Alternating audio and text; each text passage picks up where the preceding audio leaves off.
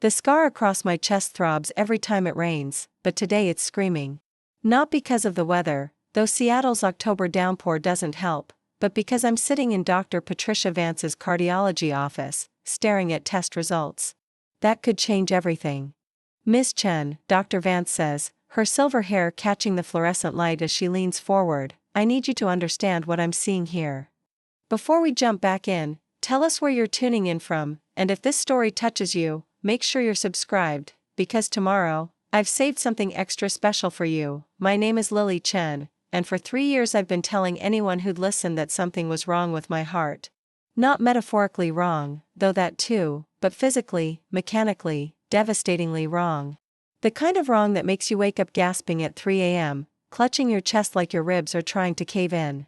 The echocardiogram shows significant damage to your pericardium, Dr. Vance continues, her voice steady but her eyes troubled. This isn't from a genetic condition or gradual wear. This is trauma-related damage. Recent trauma. I want to laugh, but my chest won't let me. Recent trauma. If only she knew. Can you tell me about any accidents you've had? Sports injuries? Car crashes? I close my eyes and I'm back there again. Back in my childhood bedroom at 17, looking at my sister Meredith's face twisted with rage over something so stupid I can't even remember what started it. Something about borrowed clothes or a boy or the last piece of cake. With Meredith, it was always something. There was an incident, I say carefully, because careful is how I've learned to speak about my family. With my sister. 3 years ago. Dr. Vance sets down my chart. What kind of incident? The words stick in my throat like broken glass. How do you tell a stranger that your own sister, the one who used to braid your hair and sneak you candy, threw you down a flight of stairs? How? Do you explain that when you hit the banister at the bottom, the wooden post splintered and drove into your chest like a spear? We had a fight. I fell down some stairs. Dr. Vance's eyebrows draw together. Lily, the damage I'm seeing suggests more than a simple fall. Your sternum shows evidence of direct impact. There are calcified blood deposits around your heart. That indicate, I know what it indicates, I cut her off, my voice sharper than intended. I was there. Preparing and narrating this story took us a lot of time, so if you are enjoying it, like this video, it means a lot to us. Now back to the story. The silence stretches between us like a tightrope. Outside, the rain hammers against the window of the medical building, each drop sounding like accusation. Your parents, Dr. Vance says slowly, they were aware of this injury. And there it is. The question I've been dreading for 3 years. Don't make a scene, Lily. You're fine. It's just a bruise. Meredith didn't mean it. Why do you always have to be so dramatic? My mother's voice echoes in my head, as fresh as if she'd just spoken the words yesterday instead of 3 years ago when I'd stumbled into the kitchen, blood seeping through my shirt, begging them to take me to a hospital. We're not going to the emergency room over a little bump. What would people think? Your sister feels terrible enough already. They thought I was being dramatic, I tell Dr. Vance, and the truth tastes like copper pennies in my mouth. Dr. Vance is quiet for a long moment, studying my face with the kind of intensity that makes me want to hide. Lily, I'm going to ask you something, and I need you to be completely honest with me. Was this assault? The word hangs in the air between us like a loaded gun. Assault.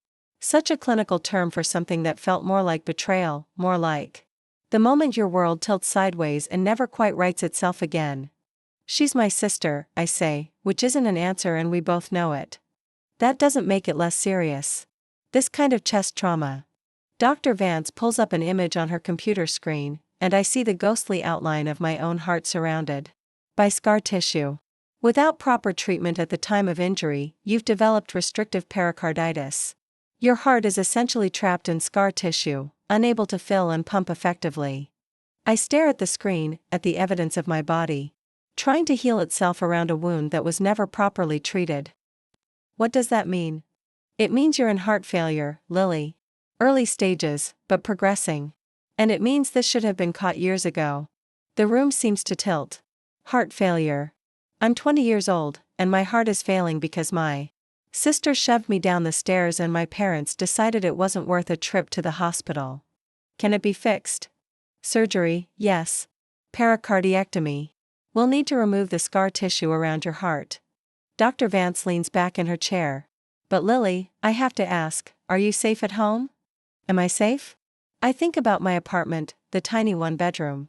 I've been renting since I turned 18 and got out of my parents' house. I think about the deadbolt I installed myself and the pepper spray on my keychain and the way I still flinch when someone moves too quickly behind me. I don't live with them anymore, I say. That's not what I asked. Dr. Vance is looking at me like she can see through my skin, past the careful masks I've worn for years. Like she can see the 17-year-old girl who lay bleeding on the kitchen floor while her family stepped over her to get to the refrigerator. They don't know I'm here, I admit. My parents, I mean. I haven't told them about the chest pains, about any of this. Why not? Because they taught me that my pain doesn't matter. Because when I tried to tell them I was hurt, they told me I was being difficult. Because Meredith is their golden child, their perfect daughter who's never done anything wrong, and I'm just the dramatic one who ruins family dinners with my attention-seeking behavior. Because they won't believe me, I say instead. Dr. Vance closes my file and looks directly at me. Lily, I want you to know that what happened to you is serious. Life-threatening serious. The fact that you've been living with this damage for 3 years without treatment is. She shakes her head. It's medical neglect, at minimum. Medical neglect. Another clinical term for something that felt more personal, more cruel. Your surgery is going to require family medical history, emergency contacts, someone to help with your recovery. But more importantly, I'm required by law to report suspected cases of domestic violence. My blood turns to ice water. You can't do that. I can and I will. This isn't negotiable, Lily. You don't understand. My family, they're well known in our community. My father runs the largest accounting firm in town. My mother sits on the school board. Meredith just got engaged to the mayor's son. If this gets out, maybe other victims will feel brave enough to speak up. I stand up so fast my chest seizes, sending lightning bolts of pain through my ribs. There are no other victims. It was an accident. Meredith was upset, she pushed me, I fell. She didn't mean for me to get hurt. Dr. Vance stands too, her face gentle but determined. Lily, sit back down. Please. I remain standing. My hand on the door handle, ready to run like I always do when things get too real, too uncomfortable, too close to the truth I've been hiding from. If you leave here without scheduling this surgery, you could die. Do you understand that?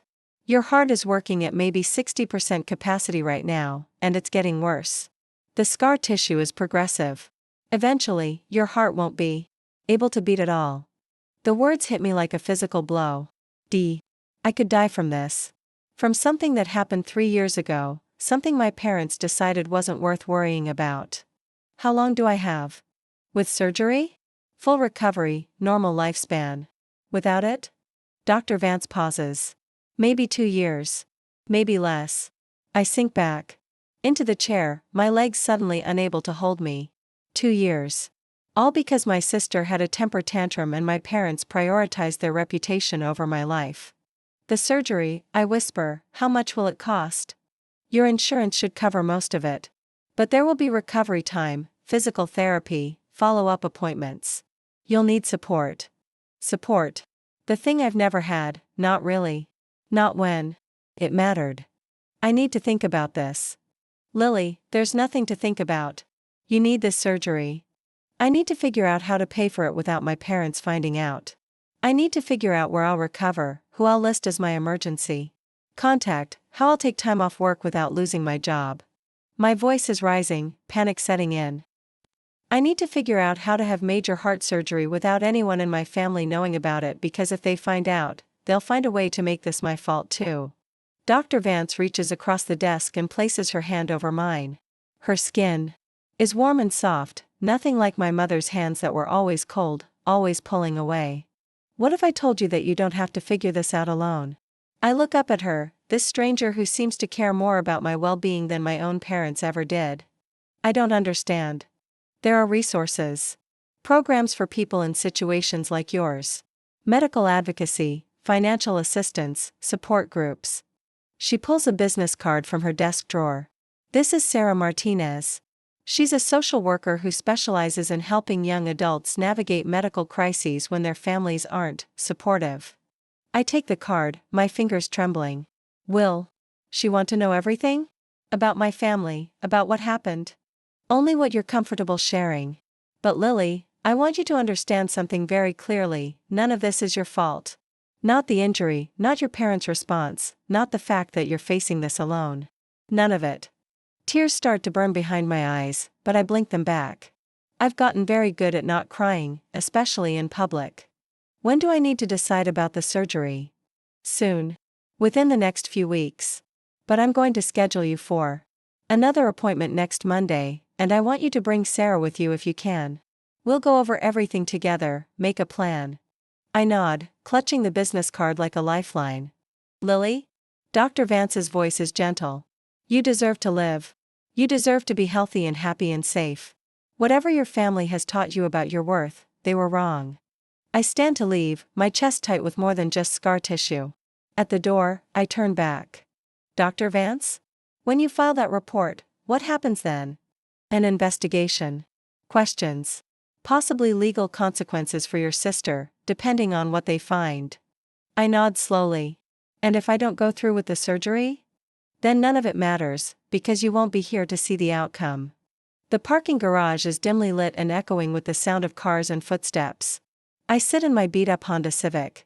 For 20 minutes, staring at Sarah Martinez's business card and listening to my heart struggle against the cage of scar tissue that's slowly killing me. 3 years ago, when I hit that banister, something more than my chest broke.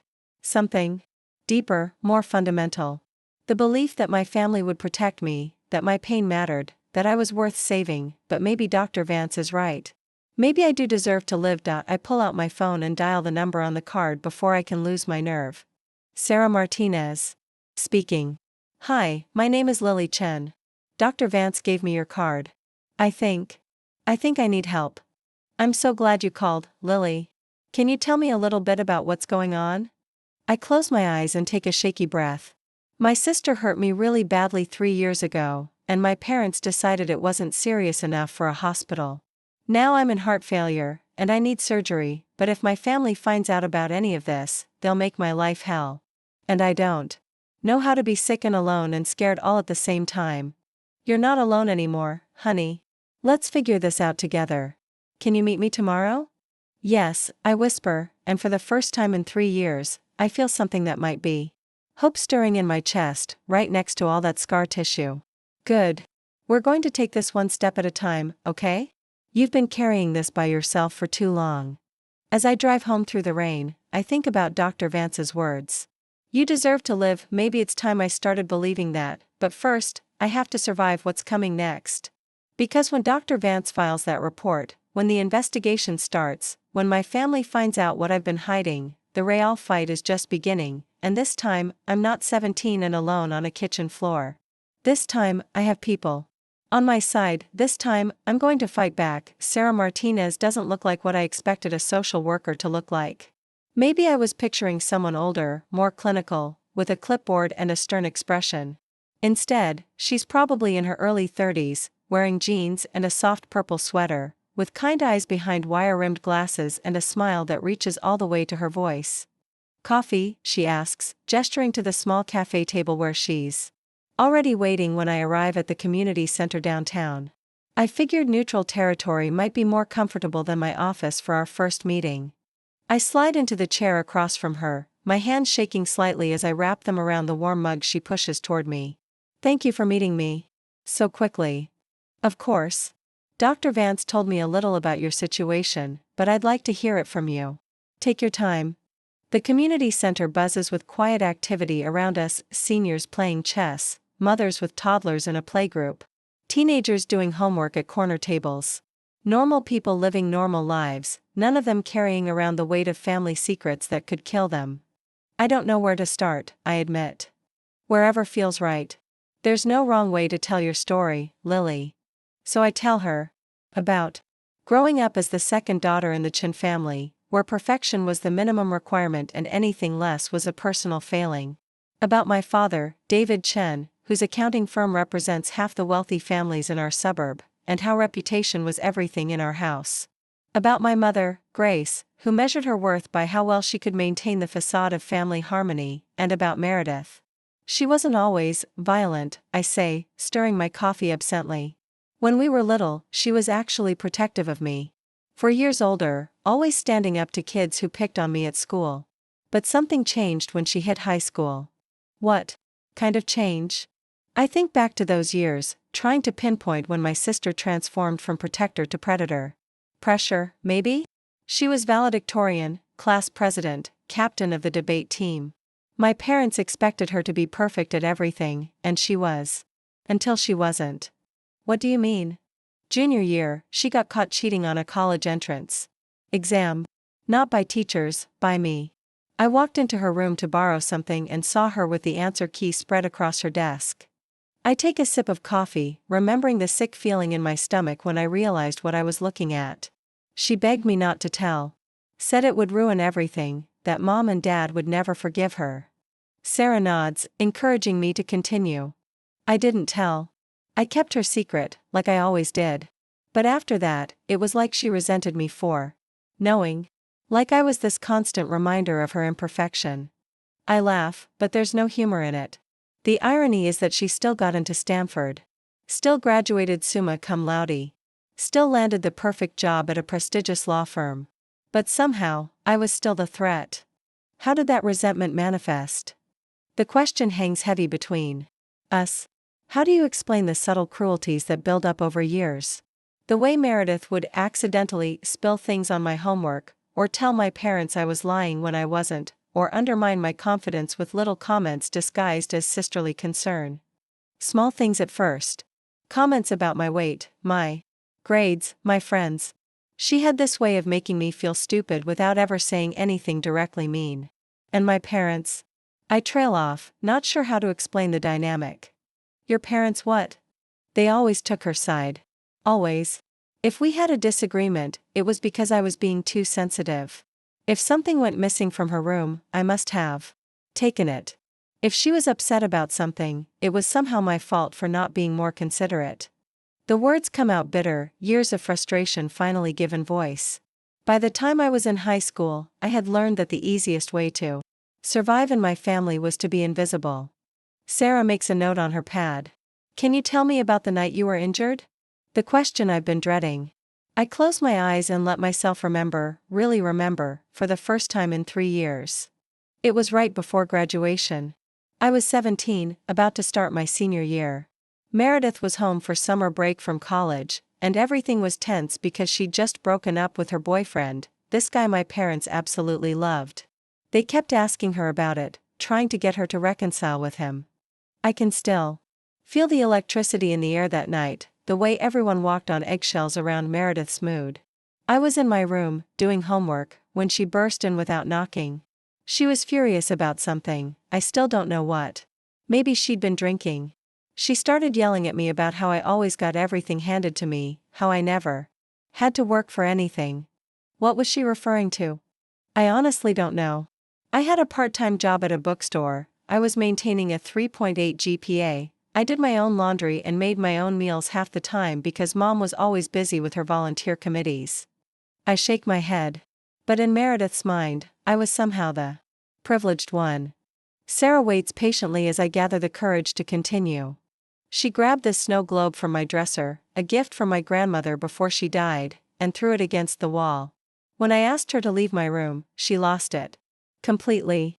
Started screaming about how I thought I was better than everyone, how I was ungrateful, how I ruined everything just by existing. My hands are shaking now, the memory is vivid as if it happened yesterday. I tried to get past her to leave the room, but she blocked the doorway. When I tried to push past her, she shoved me hard. I stumbled backward toward the stairs, and I take a shaky breath. She pushed me again. Harder. I went down the entire flight. What happened when you hit the bottom? There's this decorative wooden post at the bottom of our staircase. Part of the banister design. When I fell, I hit it directly with my chest. The wood splintered, and I felt this horrible tearing sensation, like something inside me was ripping apart. I remember lying there, unable to breathe, tasting blood in my mouth, while Meredith stood at the top of the stairs looking more annoyed than concerned. My parents heard the noise and came running. I was bleeding, my shirt was soaked through, and I couldn't catch my breath. I kept saying we needed to go to the hospital, that something was really wrong. What did they do? Mom looked at the broken banister first. Not at me, at the damage to the house. Dad helped me to the kitchen and looked at the blood, but Meredith started crying and saying it was an accident, that I had tripped, that she was trying to help me, and I lost my balance. The betrayal still stings, even 3 years later. They believed her. They wanted to believe her. Taking me to the hospital meant questions, reports, potential complications. Especially if it came out that Meredith had pushed me. She was supposed to start at a prestigious law firm that fall. They couldn't risk any scandal affecting her future.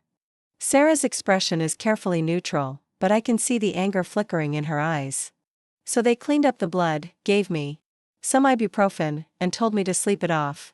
When I woke up the next morning barely able to breathe, Mom said it was anxiety.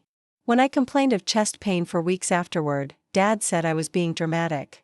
When I asked again about seeing a doctor, they said we'd already discussed it and the matter was closed. How did you cope with the pain? I learned to hide it. I got very good at controlling my breathing so no one would notice when I was struggling. I started sleeping sitting up because lying flat made it worse. I avoided physical activity as much as possible. I looked down at my hands. I thought maybe it would get better on its own. But it didn't. It got worse. Gradually, but consistently. By the time I moved out for college, I was having episodes where my heart would race for no reason, or I'd get dizzy just walking upstairs. But I was so used to being told I was overreacting that I convinced myself it was normal. Sarah sets down her pen and leans forward. Lily, I want you to understand something very clearly. What happened to you was assault. And your parents' refusal to get you medical treatment was neglect, at minimum. Both of those things are serious crimes. The words hit me like cold water. Crimes. My family, with their perfect reputation and community standing, are criminals. I know you said Dr. Vance is filing a report, but I need you to know that you also have the option to file charges independently. Civil charges, criminal charges, or both. I can't do that. Why not? Because they're my family. Because despite everything, some part of me still loves them. Because I've spent my entire life trying to earn their approval, and accusing them of crimes feels like giving up forever. Because it would destroy them, I say instead. Lily, they nearly destroyed you. They are still destroying you by allowing you to suffer in silence for 3 years. I know she's right, but knowing and feeling are two different things. What if? I hesitate, then push forward. What if I just focus on getting the surgery? Getting better? What if I don't pursue anything legal? Sarah is quiet for a moment, considering. That's your choice to make. But I need you to understand. That Dr. Vance's report will trigger an investigation regardless of what you decide to do personally. And if they find evidence of a pattern of abuse or neglect, charges could be filed whether you cooperate or not. A pattern? Lily, people don't usually become violent out of nowhere. If Meredith hurt you this severely, there were probably other incidents. Smaller ones, maybe, but incidents nonetheless. I think about all the times Meredith accidentally hurt me over the years. The pinches that left bruises, the hair pulling. Disguised as playfulness, the time she locked me in the basement for 4 hours and told my parents I was at a friend's house. Even if there were other times, who would believe me?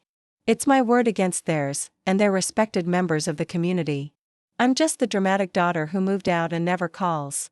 You'd be surprised how much evidence exists when people start looking.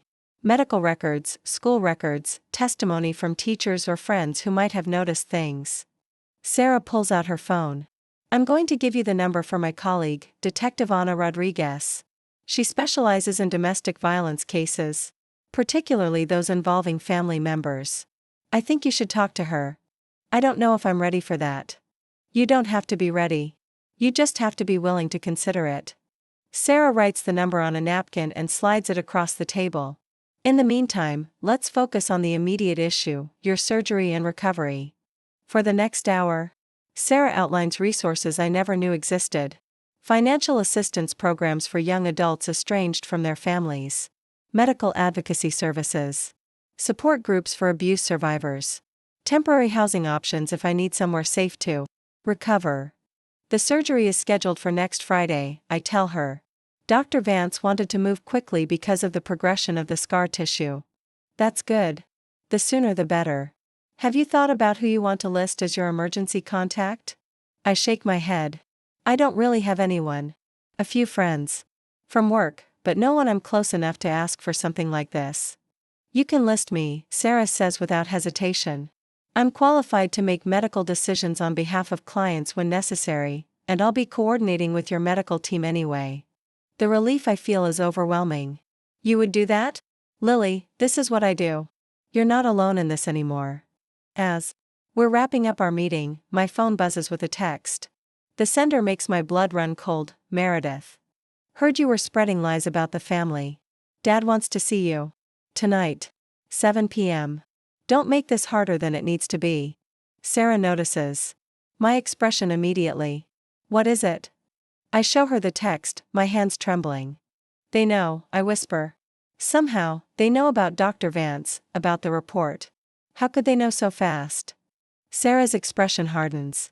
Dr. Vance filed the report yesterday.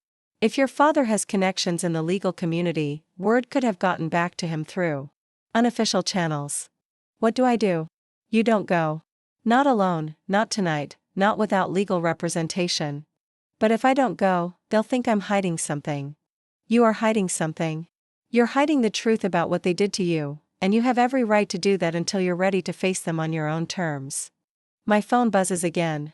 This time it's my mother. Lily, please come home.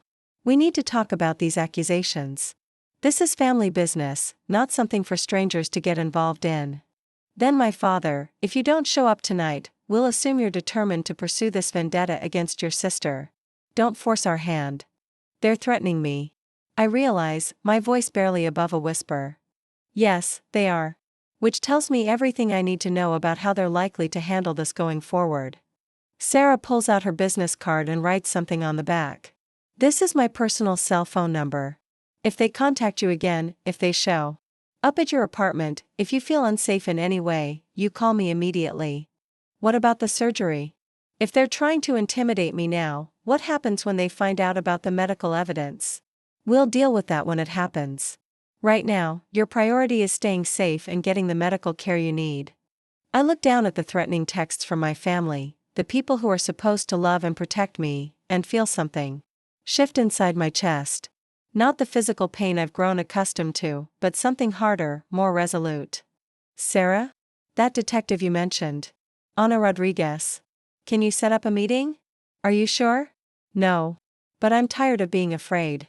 I'm tired of protecting people who never protected me. I look up at her, and for the first time in years, I feel like I'm making a decision from strength rather than fear. If they want to threaten me, they should know what they're up against. Sarah smiles, and it's fierce and proud. Now you're talking. I'll call Anna tonight and set something up for tomorrow. As I drive home, my phone continues to buzz with increasingly angry messages from my family. But for the first time since this all started, I don't feel alone. I have a doctor who believes me, a social worker who's fighting for me, and soon, a detective who will listen to my story. My family spent years teaching me that my voice didn't matter, that my pain was insignificant, that their reputation was worth more than my well-being. They're about to learn how wrong they were. The war they started 3 years ago when they chose silence over my suffering is finally about to have its first real battle, and this time, I'm not fighting alone. Detective Ana Rodriguez has the kind of presence that makes you sit up straighter without realizing why. She's compact and athletic, with silver threading through her dark hair and eyes that seem to catalog everything, the way I fidget with my sleeves, how I avoid direct eye contact, the careful way I lower myself into the chair to minimize the pulling sensation across my chest. Sarah tells me you've been carrying this alone for 3 years, she says, settling into the chair across from me in the small conference room at the police station. Her voice is warm but professional, like she's had this conversation 1,000 times before. That takes a lot of strength. I almost laugh. Strength. If only she knew how many nights I've lain awake wondering if I'm just crazy, if maybe my parents were right and I am being dramatic, if the pain in my chest is somehow my own fault. I don't feel strong, I admit. I feel like I'm betraying my family by being here. Tell me about that feeling. It's such a simple question, but it opened something inside me that I've kept locked away for years. In my family, loyalty meant silence. Even when you were hurting, even when something was wrong, you didn't air dirty laundry. You didn't make waves. You protected the family image above everything else. Detective Rodriguez nods, making notes on a legal pad. And what happened when someone broke that rule? They got frozen out. Treated like they didn't exist until they learned to be quiet again. I think about my cousin Jamie, who spoke up about our uncle's drinking problem during a family gathering when we were teenagers.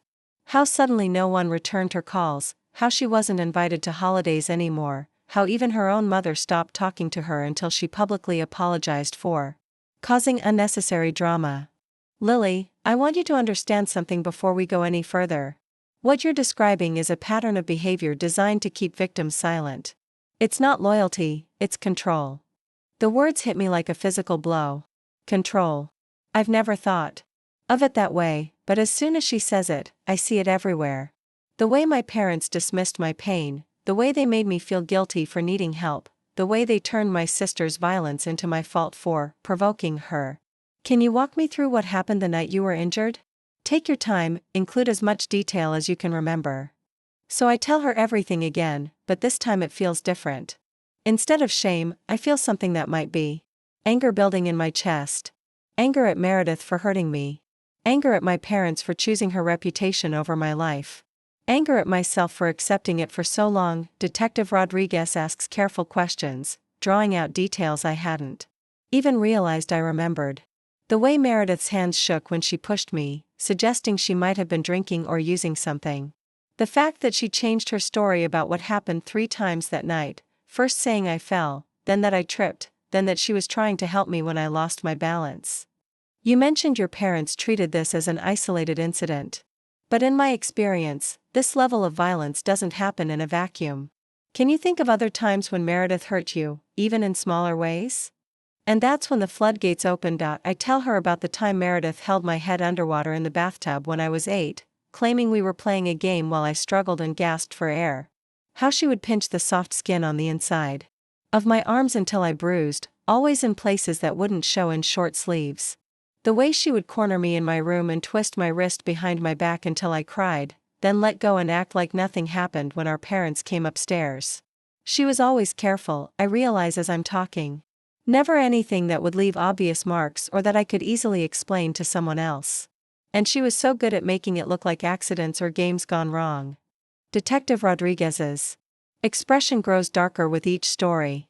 How did your parents respond when you told them about these incidents? I learned not to tell them. The few times I tried, they said Meredith was just being a big sister, that I was too sensitive, that I needed to learn to stand up for myself. I laughed bitterly. When I was 12, I finally fought back during one of her pinching attacks. I scratched her face trying to get away. She screamed like I'd tried to murder her. I got grounded for 2 weeks and had to write her an apology letter for being violent. Do you still have that letter? No, but I pause, remembering something I haven't thought about in years. I used to keep a diary. Just a little journal. Where I wrote about my day. I stopped writing in it after the stairs incident because I was afraid someone would read it, but before that, you might have written about some of these other incidents. Yes. I hid it in my closet. Behind some old books. My parents never cleaned out my room after I moved out. Mom said she wanted to keep it exactly the way I left it in case I ever wanted to come home for visits. Another bitter laugh. I guess that ship has sailed. Detective Rodriguez leans forward. Lily, that diary could be crucial evidence. Would you be willing to try to retrieve it? The thought of going back to my childhood home makes my chest seize with more than just scar tissue. I can't go back there. Not after the texts yesterday. They're watching for me now. What if you weren't alone? What if we arranged for you to retrieve your personal belongings with police escort? The idea is both terrifying and exhilarating. Walking back into that house with official backup, no longer the scared little girl who learned to accept abuse as normal. When would this happen? Soon. Within the next day or 2. Your family's attorney has already contacted the district attorney's office trying to prevent any formal investigation. They're moving fast, which means we need to move faster. My phone buzzes with a text, and I glance at it automatically. Another message from Meredith: stop playing victim. You know what really happened that night. Don't make me tell everyone about your history of lying and attention seeking. Detective Rodriguez notices my expression. More threats. I show her the phone, and she screenshots the message immediately. This is good, actually. She's making our case for us by continuing to contact you against your wishes. How is this good? She's threatening to lie about me publicly. Because she's also implicitly admitting that something happened that night. She's not denying the incident occurred, she's trying to control the narrative around it. That's very different from claiming innocence. Another text comes through, this time from my father. Lily, I spoke with Dr. Vance this morning. She's agreed to meet with our family physician to get a second opinion on your condition. We can handle this privately, within the family. There's no need to involve law enforcement in a medical issue. Detective Rodriguez reads the message and shakes her head. They're trying to manipulate the medical evidence now. That's obstruction at minimum. Can they do that? Can they force Dr. Vance to change her findings? No, but they can try to muddy the waters by bringing in doctors who might downplay the severity of your injuries or suggest alternative explanations for the damage. Rodriguez makes another note. This is why we need to move quickly on retrieving that diary and any other evidence you might have. The conference room door opens, and Sarah Martinez walks in carrying a manila folder and looking grim. Sorry I'm late. I just came from a very interesting conversation with someone from your past. Lily. What do you mean? Sarah sits down and opens the folder. After we talked yesterday, I started making some calls to resources in your hometown. I wanted to see if anyone else had ever reported concerns about your family dynamic. My stomach drops. And I found your high school guidance counselor, Mrs. Patterson. She's retired now, but she remembered you very clearly. Apparently, she tried to intervene several times during your senior year. I have vague memories of Mrs. Patterson asking me to stay after class occasionally, asking gentle questions about home, whether I felt safe, whether I needed help with anything. I always deflected, always insisted everything was fine. She kept notes, Sarah continues, pulling out photocopied pages. Detailed observations about your behavior, your appearance, concerns she had about your family situation. She tried to contact your parents multiple times to discuss her concerns, but they always refused to meet with her. Detective Rodriguez leans forward. What kind of observations? Sarah reads from the notes. Lily frequently appears exhausted, as if she's not sleeping well. Often wears long sleeves even on warm days. Flinches when other students move quickly behind her. Seems reluctant to discuss family or home life. When asked about college plans, becomes anxious and says her parents will decide what's best for her. The room is quiet except for the hum of fluorescent lights overhead. Hearing my teenage suffering catalogued so clinically is surreal. There's more, Sarah says. Mrs. Patterson noted that you missed several days of school in the spring of your senior year, right around the time you would have been injured. When you came back, you were moving carefully and seemed to be having trouble breathing during PE class. She noticed all that? She was trained to notice. And she was worried enough that she filed a report with Child Protective Services. The world tilts sideways. What? CPS opened an investigation, but it was closed after one visit to your home. According to the notes, your parents were cooperative and articulate, your home was clean and well maintained, and you denied any problems. When interviewed privately. I remember that day now.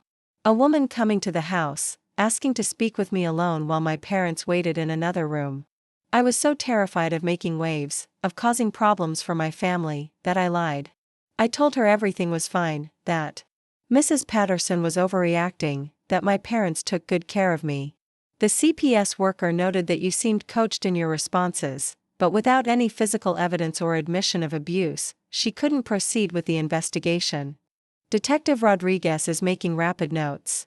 This establishes a pattern of outside parties recognizing signs of abuse, and a pattern of the family successfully covering it up. Combined with the medical evidence and the diary, we're building a strong case. Mrs. Patterson also mentioned something else, Sarah says, hesitating. She said there were rumors among the teaching staff about your sister. Apparently, some of the teachers who had Meredith a few years earlier noticed similar warning signs with her. What do you mean? Signs that she might have been abused herself. The aggressive behavior, the perfectionism, the need to control others. Mrs. Patterson wondered if Meredith was repeating a cycle. The thought hits me like a physical blow. Meredith as a victim too. It doesn't excuse what she did to me, but it adds another layer of complexity to our family's dysfunction. That doesn't change what she did to you, Detective Rodriguez says. Reading my expression. People who are abused can choose not to become abusers. But it might explain some of the family dynamics. My phone buzzes again. This time it's my mother. Your father's heart condition is acting up from all this stress. Please think about what this is doing to our family. We can work this out privately. Don't let strangers destroy us. The manipulation is so blatant it's almost laughable. My father doesn't have a heart condition, I do, because they refuse to get me medical treatment. But the guilt still hits me, the ingrained response to protect my family even when they're hurting me. They're desperate, Detective Rodriguez observes. And desperate people make mistakes. Keep documenting every contact, every threat, every attempt to manipulate you. What happens next?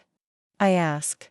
Tomorrow, we arrange for you to retrieve your belongings from your family home with police escort. We'll get that diary and anything else that might be relevant. Then we'll have enough evidence to move forward with formal charges. And my surgery? Scheduled for Friday, as planned. By then, we'll have everything we need to ensure your family can't interfere with your medical care. Sarah reaches across the table and squeezes my hand. You're doing the right thing, Lily. I know it doesn't feel that way, but you are. As I leave the police station, I think about Mrs. Patterson, this woman who tried to save me when I was too afraid to save myself. About the diary hidden in my closet that might finally give voice to years of silent suffering. About my sister, who might be as trapped in our family's dysfunction as I was, but mostly, I think about Friday. About the surgery that will literally cut away the scar tissue that's been slowly killing me for 3 years. The scar tissue that formed because my family chose reputation over love, silence over truth, control over care. In 3 days, Dr. Vance will repair the damage to my heart. But the work of healing everything else, that's just beginning. My phone buzzes one more time as I get into my car. Another text from Meredith. You have no idea what you're starting. Some secrets are better left buried. I screenshot the message and send it to Detective Rodriguez. Then I type back a response I never thought I'd have the courage to send. The only secret I'm telling is the truth. And the truth doesn't belong to you anymore. For the first time in 3 years, I hit send. Without fear, tomorrow, I go home. Not as the silent, suffering daughter who learned to disappear, but as a woman who finally found her voice, and my family is about to hear exactly what I have to say. The police cruiser pulls into the driveway of 847 Maple Street at exactly 2:17 p.m., and suddenly I'm 17 again, bleeding on the kitchen floor while my family steps over me to reach the refrigerator. My chest tightens, not the familiar squeeze of scar tissue, but pure panic. You okay? Officer Jennifer Walsh asks from the driver's seat. She's Detective Rodriguez's partner, a woman with kind eyes and the patience of someone who's done this many times before. We can wait a few minutes if you need to collect yourself. I shake my head, watching my childhood home through the windshield. It looks exactly the same, pristine white colonial with black shutters, perfectly manicured lawn, the kind of house that whispers respectability and success to anyone driving by. No one would guess the secrets it holds. Let's get this over with. The front door opens before we even reach the porch. My father stands in the doorway wearing his best attorney meeting suit, his expression carefully neutral. Behind him, I catch a glimpse of my mother hovering in the hallway, wringing her hands in that familiar gesture of barely controlled anxiety. David Chen? Officer Walsh shows her badge. We're here to escort your daughter to retrieve her personal belongings. This is completely unnecessary, Dad says, his voice tight with controlled anger. Lily is welcome in her own home anytime. She doesn't need a police escort. Actually, she does. Officer Walsh's tone is professionally pleasant but firm. Given the ongoing investigation and recent threats made against Ms. Chen, we're ensuring her safety during this visit. Dad's jaw twitches, the only sign that his composed facade is cracking. What threats? We've done nothing but try to reach out to our daughter to resolve this misunderstanding privately. I pull out my phone and show Officer Walsh the latest text that arrived this morning. this time from an unknown number. Accidents happen to people who don't know when to keep quiet. Wouldn't want you to have another fall before your surgery. Dad's face goes pale as Officer Walsh reads the message. Sir, are you aware that threatening a witness in an ongoing investigation is a felony? I have no idea who sent that message. It certainly wasn't from anyone in this family. But I can see the truth in his eyes. He might not have sent it himself. But he knows who did. We're not here to debate the source of the threats, Officer Walsh says. We're here to allow Ms. Chen to collect her belongings safely. This should take about 30 minutes. Mom finally appears beside Dad, her face blotchy from crying. Lily, sweetheart, please. Can't we just talk about this? Whatever's wrong, we can fix it as a family. The word family hits me like a slap. 3 days ago, they told me not to come home for Christmas. Now suddenly I'm family again, now that there are legal consequences involved. Where I can find you? I ask Officer Walsh. Right here. I'll be in the living room with your parents while you gather your things. I step into the house for the first time in 6 months, and the smell hits me immediately, my mother's vanilla candles mixed with the lemon polish she uses on the furniture. It should be comforting, nostalgic.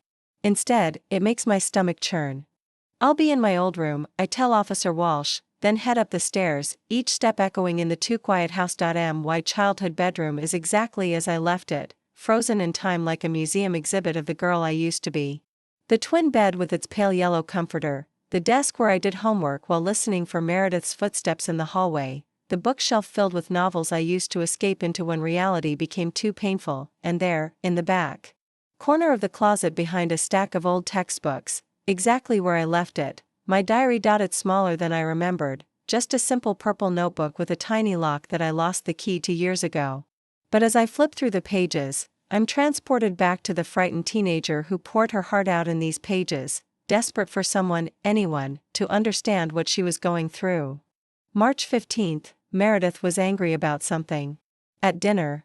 After Mom and Dad went to bed, she came to my room and twisted my wrist until I cried. She said if I ever embarrassed her again by getting better grades, she'd make me really sorry. I don't understand what I did wrong. April 3rd, had to wear long sleeves to school again today to cover the bruises on my arms. Meredith says they're not even that bad, that I bruise like a peach and should toughen up. Maybe she's right. Maybe I am too sensitive. May 20th, Meredith pushed me down today because I accidentally used her shampoo. Hit my head on the bathroom counter. Mom saw the bump and I said I slipped getting out of the shower. Easier than explaining. Meredith looked relieved when I lied. Page after page of incidents I'd forgotten, or forced myself to forget. The casual violence, the systematic erosion of my self-worth, the way I learned to gaslight myself to survive in my own home, and then I find the entry I was looking for. June 2nd, something terrible happened tonight. Meredith pushed me down the stairs and I hit the banister. There's so much blood and I can't breathe right. My chest feels like it's on fire. I begged them to take me to the hospital, but Dad says I'm being dramatic. Mom cleaned up the blood and gave me Tylenol. They made me promise not to tell anyone what really happened. Meredith cried and said she didn't mean for me to get hurt. But she looked more scared of getting in trouble than sorry for hurting me. I think something inside me is broken, but nobody will listen. The next entry is dated 3 weeks later, June 23rd, still having chest pain but stopped mentioning it. Mom says if I keep complaining she'll take me to see Dr. Phillips, their family doctor who golf with Dad and would never question their version of events. Maybe the pain will go away on its own. Maybe I really am just being dramatic like they say. And then, heartbreakingly, July 4th, decided to stop writing in here. If someone found this diary they might think our family has problems, and Dad says the most important thing is protecting our reputation. Going to focus on being a better daughter instead of dwelling on things that upset me. That was the last entry. At 17, I literally silenced myself to protect the people who were destroying me. I'm so absorbed in reading that I don't hear the footsteps on the stairs until it's too late. The bedroom door opens and Meredith walks in, closing it softly. Behind her, she looks exactly the same, tall, elegant, with the kind of polished beauty that photographs well for her law firm's website. But there's something different in her eyes, something desperate and dangerous. Hello, Lily. My heart hammers against my ribs. You're not supposed to be here. Mom said you were at work. I took the afternoon off when I heard about your little police escort. She sits on my old desk chair, blocking my path to the door. We need to talk. I have nothing to say to you. But I have plenty to say to you. Her voice is calm, controlled, but I can see the tension in her shoulders. Do you have any idea what you're doing? Dad's firm is hemorrhaging clients because of rumors. Mom hasn't slept in 3 days. And for what? Because you're still holding a grudge about an accident from 3 years ago. Accident? The word comes out as a croak. You pushed me down the stairs. You tripped. I was trying to help you, and you lost your balance. She says it with such conviction that for a moment, I almost believe her. This is what she's told herself for 3 years, how she's justified it in her mind. I have it written down, I say, holding up the diary. What really happened? In my own words, the night it occurred. Meredith's composure finally cracks. That stupid diary. I should have thrown it away years ago. You knew about it? Of course I knew. I used to read it sometimes when you weren't home. All that whining and self-pity, making me out to be some kind of monster. She stands up, and I instinctively step backward. Do you know what it was like being your sister? Perfect grades, perfect behavior, never causing any problems. Meanwhile, I was drowning trying to live up to impossible expectations. So you decided to drown me too? I decided to toughen you up. The world is cruel, Lily. I was preparing you for reality. The delusion in her voice is staggering. She actually believes she was helping me by terrorizing me. You nearly killed me, Meredith. I'm in heart failure because of what you did. You're being dramatic. You always were dramatic. But her voice wavers slightly, uncertainty creeping in. The doctors have proof. Scar tissue around my heart from blunt force trauma. I need surgery to remove it or I could die. For the first time, genuine fear flickers across her face. That's not possible. It was just a fall. People fall downstairs all the time. Not like that. Not with someone pushing them. She's quiet for a long moment, and I see her calculating, trying to figure out how to minimize this new information. Even if that's true, she says finally, it was still an accident. I never intended for you to get seriously hurt. Intent doesn't matter when someone dies. You're not going to die.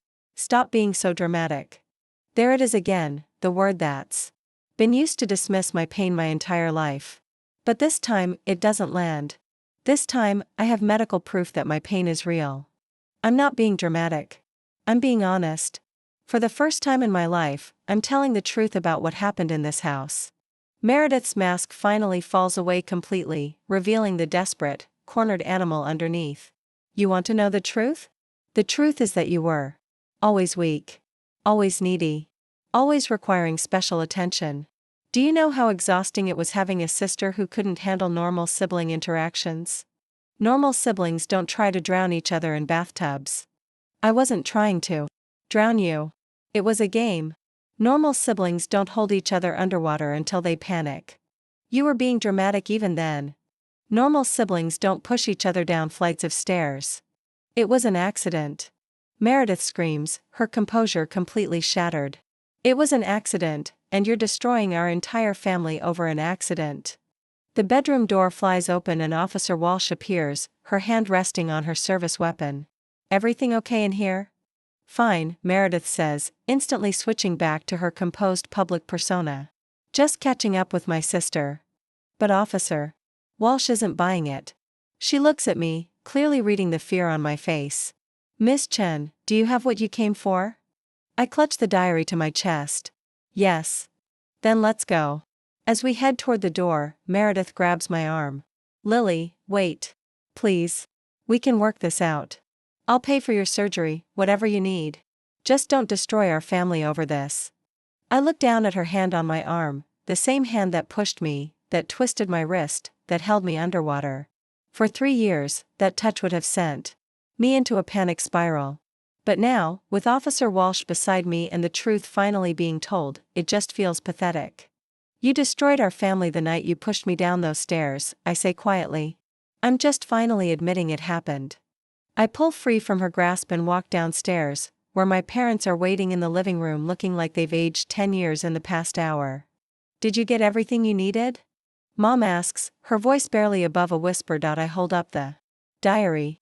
Everything I came for. Dad stands up, his lawyer instincts kicking in. Lily, before you leave, I want you to know that we've consulted with our attorney. If you proceed with these false accusations, we'll have no choice but to defend ourselves vigorously. That could include filing countercharges for defamation, extortion, and emotional distress. The threat hangs in the air between us. Even now, facing mountains of evidence, they're still trying to intimidate me into silence. Mr. Chen, Officer Walsh says, I'd be very careful about making threats against a witness in an active investigation. I'm not threatening anyone. I'm simply explaining the legal realities of making false accusations against upstanding members of the community. I look around the living room one last time, at the family photos where I was always positioned slightly apart from the rest, at the awards and certificates celebrating Meredith's achievements, at the mantle where my high school graduation picture disappeared the week after I moved out. Goodbye, I say, and I mean it in every sense of the word. As we walk to the police car, I hear the front door slam behind us. Through the living room window, I catch a glimpse of my family huddled together, no doubt planning their next move. How do you feel? Officer Walsh asks as we pull out of the driveway. I think about the question seriously. How do I feel? Sad, certainly. Angry, definitely. But also something else, something I haven't felt in years. Free, I say finally. For the first time in my life, I feel free. The diary sits in my lap as we drive back to the police station. Its pages full of the voice of a frightened girl who finally found the courage to speak her truth. Tomorrow, Detective Rodriguez will read these entries and add them to the growing case against my family, but tonight, I'm going to read them myself. All of them. Every painful, honest word that 17-year-old Lily wrote in desperation and hope, because she deserves to be heard. She deserved to be heard then, and she deserves to be heard now, and finally, after 3 years of silence, she will be. The morning of my surgery arrives gray and drizzling, Seattle's version of a gentle goodbye. I wake up at 5 a.m. in my small apartment, not from an alarm but from the familiar tightness in my chest that's been my unwanted companion for 3 years. Today, Dr. Vance will cut it away forever. Sarah arrives at 6:30 with coffee and a calm presence that steadies my nerves. Ready for this? She asks, settling into the chair by my kitchen table. As ready as someone can be for having their chest cracked open, I reply, trying for humor but hearing the tremor in my voice. Dr. Vance called last night. She wanted you to know that the surgical team is fully briefed on your situation. Hospital security has been notified about potential family interference. You're completely protected. The relief is immense. Yesterday, after Detective Rodriguez reviewed my diary, the district attorney's office issued a restraining order against my entire family. They're legally prohibited from contacting me or coming within 500 feet of the hospital. For the first time in my life, I have official protection from the people who claim to love me. Any word on the investigation? Sarah nods grimly. Rodriguez found more than she expected. Apparently, your diary entries prompted them to look deeper into your family's history. They found medical records from when you were younger, several emergency room visits that your parents claimed were accidents. My coffee cup freezes halfway to my lips. What kind of visits? Broken wrist when you were 9, you told the ER doctor you fell off your bike, but the brake pattern suggested a twisting injury. Concussion when you were 12, another fall downstairs. Severe bruising on your ribs when you were 14, supposedly from a soccer incident, except you never played soccer. The memories come flooding back. Each accident carefully explained away, each injury minimized and dismissed. I'd forgotten how many times I'd sat in sterile waiting rooms, coached on what to say, terrified of getting my family in trouble by telling the truth. There's more, Sarah continues. Mrs. Patterson wasn't the only school official who tried to intervene. Your middle school nurse filed 3 separate reports about suspicious injuries. Your PE teacher in 8th grade noted that you frequently had bruises in various stages of healing. How did I not remember all this? Trauma has a way of making us forget things that are too painful to hold on to. Your mind was protecting itself the only way it knew how. At 7:15, we arrive at Seattle General Hospital. The pre-op area buzzes with quiet efficiency, nurses checking charts, anesthesiologists reviewing procedures, patients in hospital gowns looking vulnerable and brave. Dr. Vance appears at my bedside looking confident and reassuring. "How are we feeling this morning, Lily?" "Nervous. But ready." "Good. I want to go over what we're going to do one more time." She pulls up a chair, her voice gentle but professional. "We're going to make an incision down your sternum and access the pericardium, the sac around your heart. The scar tissue has essentially created a cage that's preventing your heart from filling and pumping properly. We'll carefully remove that tissue, allowing your heart to function normally again." "How long will it take?" "About 3 hours. Recovery will be longer. You'll be in the hospital for about a week, then several weeks of limited activity while your chest heals. But Lily, when this is over, you'll be able to breathe freely for the first time in 3 years." The metaphor isn't lost on me. For 3 years, I've been suffocating in more ways than one. "Dr. Vance," I say quietly, "thank you for believing me, for fighting for me, for not letting them silence me again." Her expression softens. "Lily, in 30 years of practicing medicine, I've never seen a clearer case of medical neglect. What happened to you is unconscionable. I'm honored to be the one who gets to fix it." As they wheel me toward the operating room, I catch a glimpse through the window of the waiting area. Sarah sits in a corner chair, reading a book and occasionally glancing toward the hors d'oeuvres. For the first time in my adult life, someone is waiting for me, worried about me, caring whether I make it through. The anesthesia mask descends over my face, and Dr. Vance's voice fades to a whisper, "See you on the other side, brave girl." I wake up in recovery with a sensation I haven't experienced in 3 years. I can breathe. Really breathe. Deep, full breaths that don't send lightning bolts through my chest.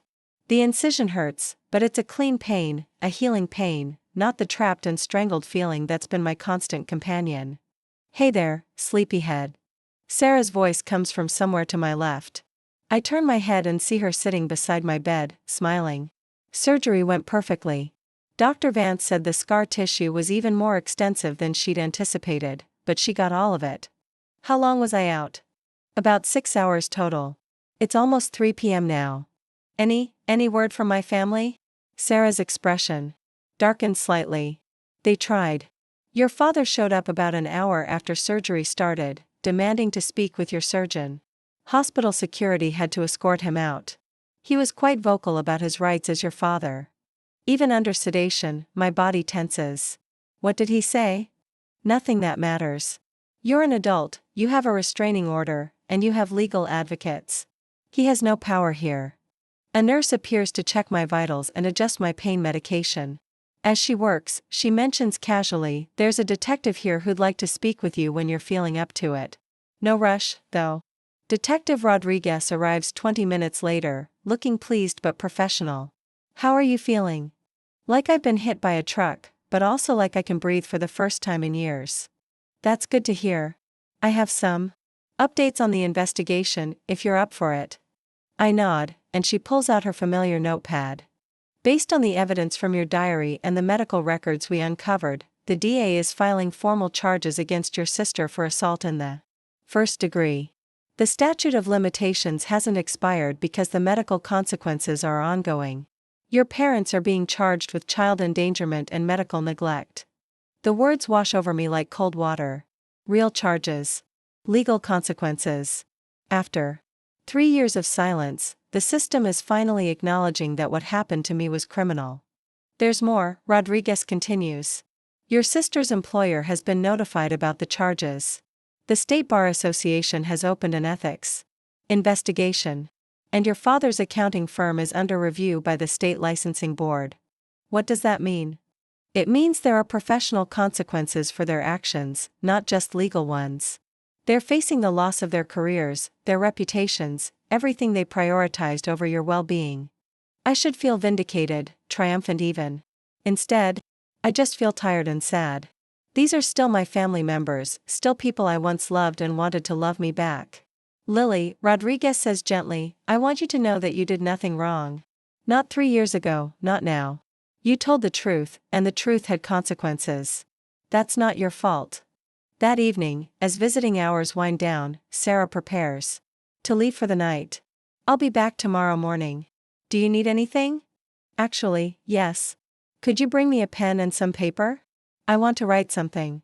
Of course. What kind of writing? A letter. To my 17-year-old self. Sarah. Smiles. I think that's a beautiful idea.